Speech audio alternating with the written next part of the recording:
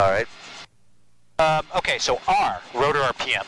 That's percentage and the RPM. E, engine, percentage, RPM. Normal operating range for the rotor is actually between 90 to 110%. We try to keep it at 100 in the green. In the green. Okay. The engine, normal RPM at 100% is 3,900. Top of it is about 106%, which is about 4,400 RPM. So very similar to the 912, you know, with the higher RPMs. Transponder here, you guys put it in, Stratus, you know how to work that. Water temperature, we get a water temperature up to at least 140. Okay.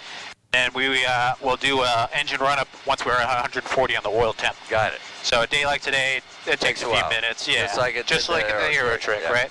Down here is our fadec display. So it's like our engine management system. It's on manifold pressure, so it's reading off manifold pressure digitally.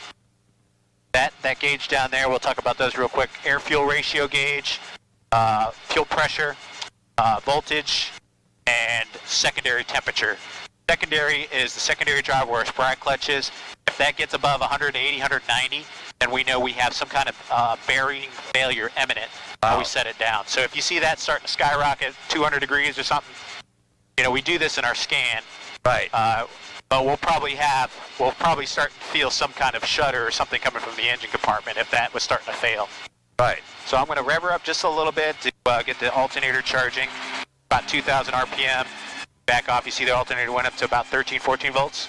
Yep. Now we know. I usually always start That's what I'm looking at. Yep.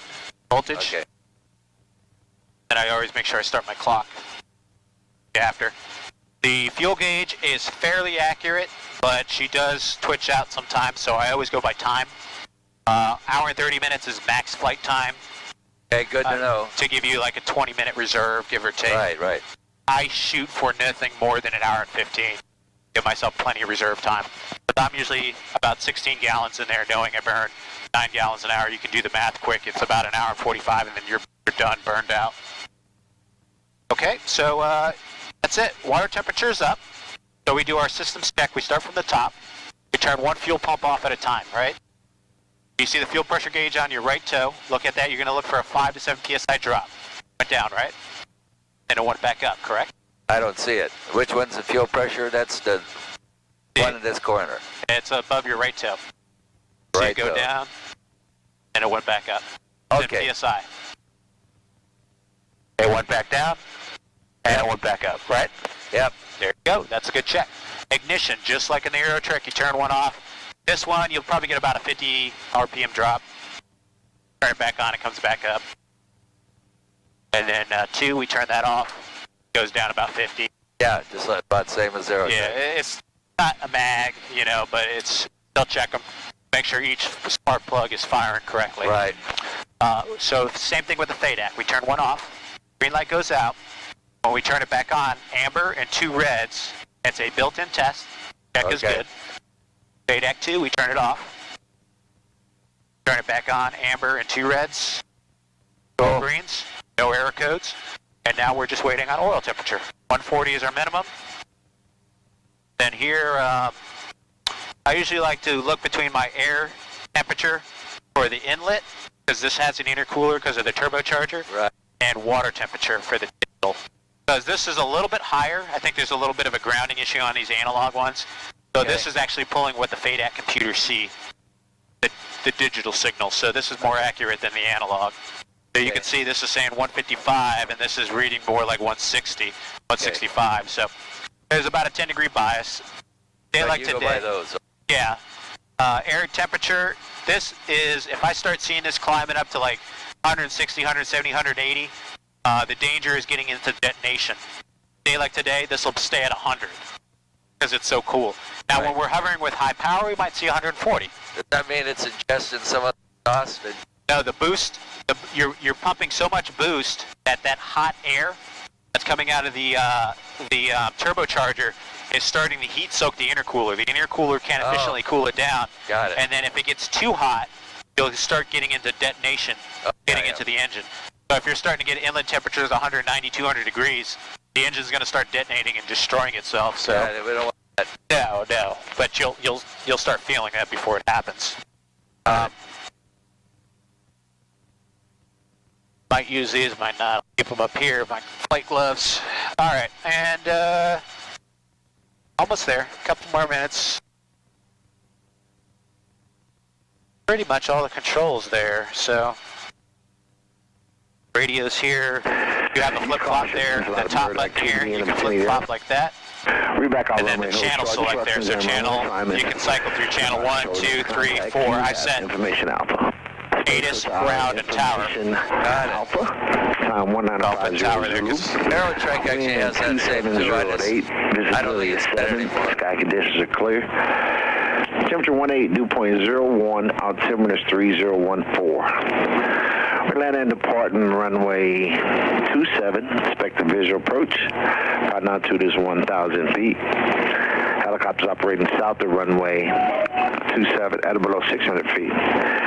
Use caution, there's a lot of bird activity in the vicinity of the airport. Read back our runway host short instructions and runway assignments. And the box control initial contact, you have information Alpha. Space Coast Alpha. Information Alpha. iPad there.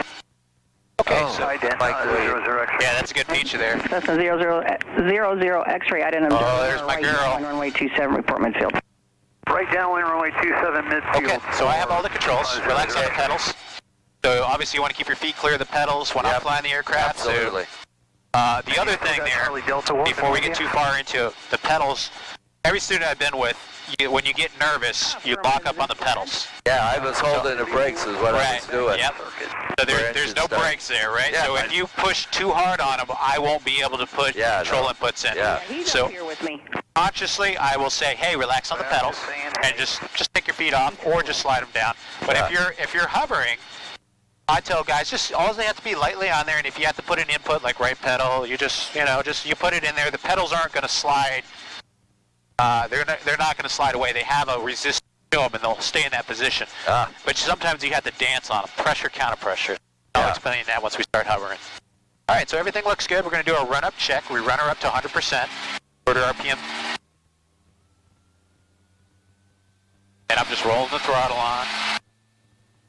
Yeah, I'm taking my hand out from under it. You don't have to put it there anymore now. You're good.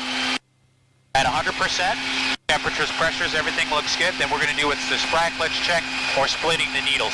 We're going to reduce the idle. We want to see the engine come down fast and the rotor come down slow. That tells us the sprag clutch disengaged to allow auto rotation capability. You see that? Yeah. Wow. That gives us auto rotation capability. So that's the rotor speed that we're watching. Right. Yeah, okay, got it. So if we had an engine failure, the engine would decouple from the drive system, and then we would manage the rotor RPM by lowering the collective quickly and coming down and using upward airflow like a windmill effect. Right. And you only got so long to make that decision. So a second and a half, so you're always ready as a helicopter pilot. Yeah. Now if it happens down low, you can actually, if you're going 70, 80 miles an hour, you can actually do a cyclic flare, just pulling back on the stick, and that'll build up your rotor with minimal adjustments on your collective. The low-level autos are a little bit different, but yeah, you can be at 50 feet, lose the engine, and still perfectly survive. You just have to be proficient and know what you're doing. Able to react. Okay. That's it. So run her on up. Sometimes you might hear some squealing belts as they warm up, and then they stop. Yeah, there's a squealing just a little bit here, but once we get a load on the system, it should stop. Clear left, right, center. Wow. And we're hovering at 34 inches, so you're a perfect passenger, super lightweight. Plus we have headwind. If you smell any kind of fuel, sometimes the vent caps will leak a little bit until the fuel level goes down. Yeah, I smell just a... November 00 X. Not a big deal here. Okay. So the first control we're going to play with here is the cyclic. The cyclic controls the pitch and the roll of the aircraft like this. What I'm going to do is a clearing turn here. Make sure there's nobody around us.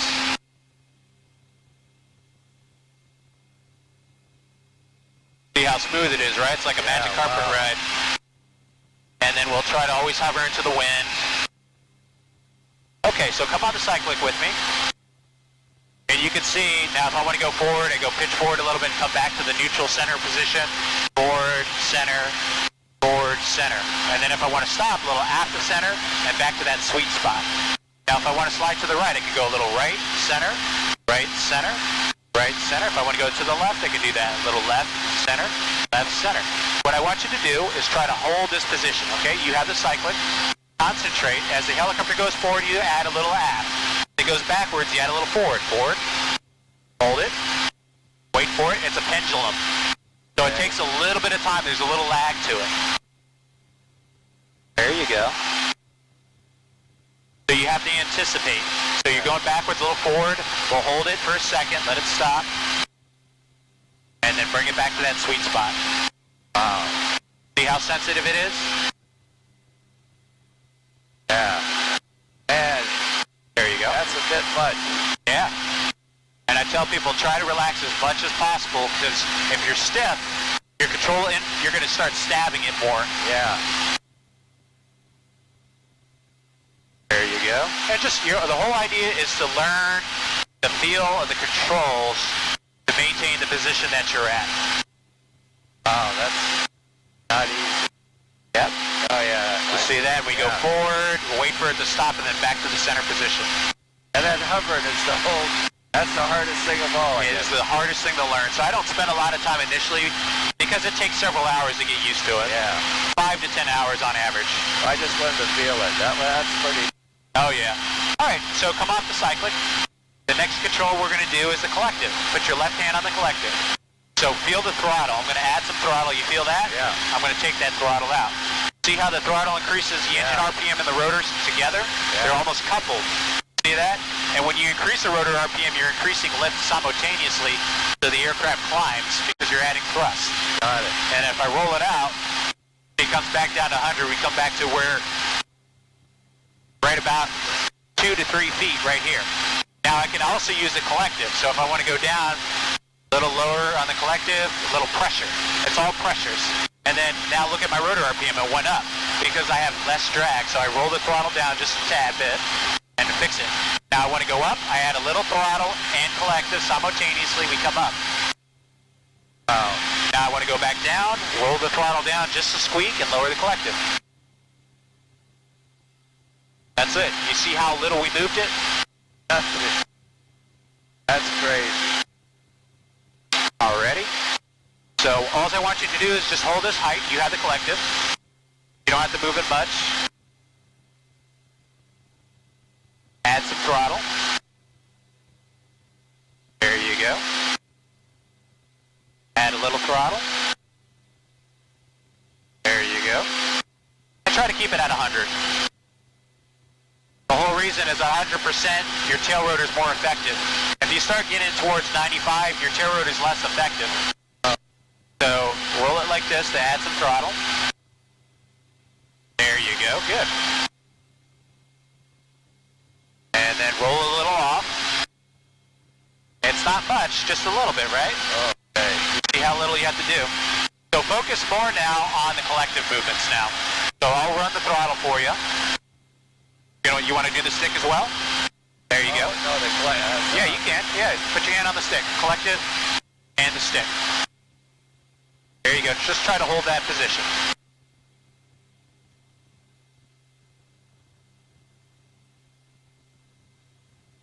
There you go.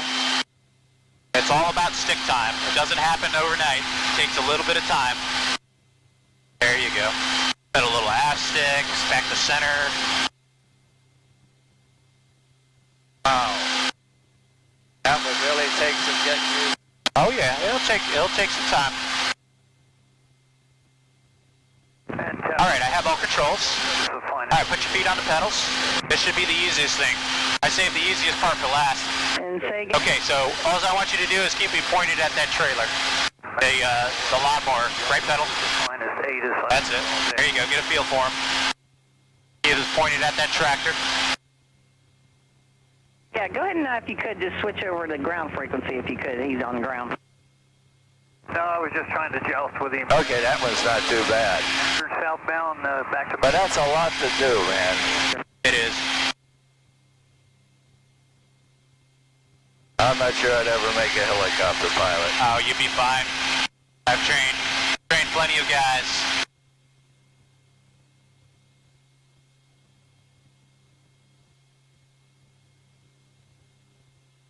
Oh, we're going after the...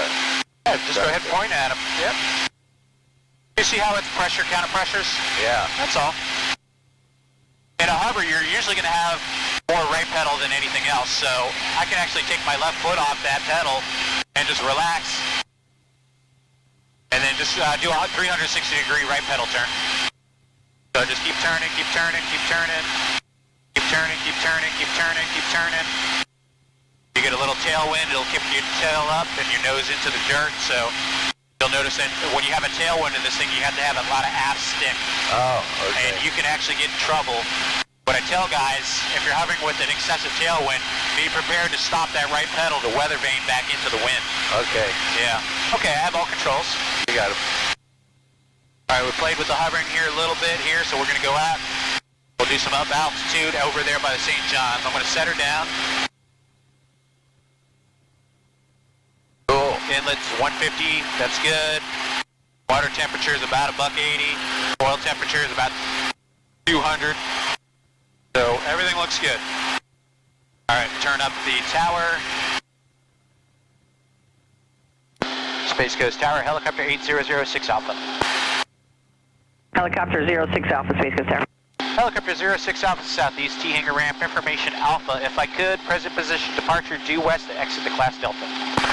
Helicopter 8006 Alpha, roger, that's approved. Departure will be at your own risk. Westbound, remain south of 27. Okay, at my own risk, westbound, remain south of runway 27, helicopter 06 Alpha. Why did it say at your own risk? Because it's uncontrolled. Oh. We're doing a vertical takeoff. I want you to see that. Wow. That's with you and me in here. Yep. Turbocharger, baby. Wow. We went to 200 feet, back to 35 for climb power, and then we just accelerate to about 65. Climb out at 65. I'll go to fly over there at about 500 feet. Wow. Wanted you to see that. That is cool. Yep. And then cruise power is about 30 inches. So just like in a fixed wing, you just use the throttle. In this case, I'm using the collective 30 inches. And then I try to fix the collective in that position. And then the trim is just opposite. So you see that the string is to the right. I have too much right pedal. I push on the left pedal, and the string is going to be black or white there. You see that? Yeah. So it's backwards of what you're used to on stepping on the ball. Oh, geez, that's the Yep. one more confusing thing. Yeah, but once you're at cruise, it flies like a fixed wing.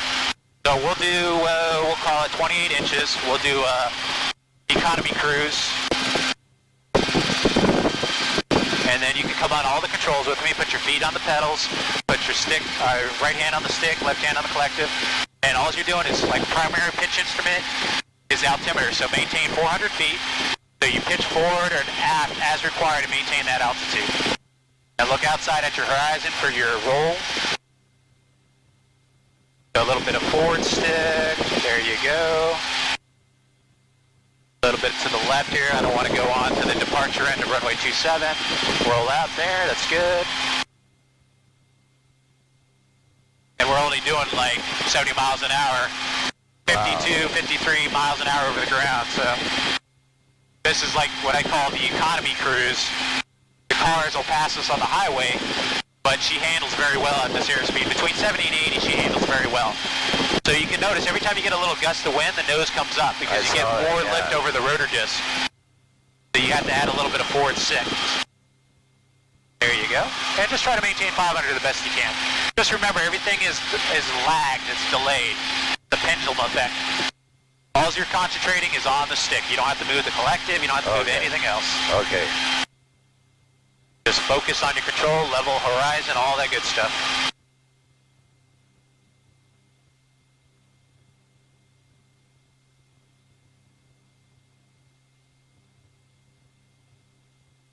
Well, when it starts moving forward, it's a little bit easier to understand. Yeah, that's what I tell. So we'll do a transition on power now. I'm going to pull up the collective with you, adding a little squeak of throttle, 30 inches. Now watch, the noses want to come up, so add forward stick, and you're going to find a new sweet spot. What I mean is there's a new centered position for the control now. So it's more like here, and then everything is from this position versus further aft where it was at. Oh. And okay. notice, because you're in a climb now, your nose is going to be a little bit lower on the horizon. And I had to add just a squeaker right pedal because we added power. Every time you make a power change, you have to make a trim change. Look what happens to our airspeed. We'll try to keep it at 650.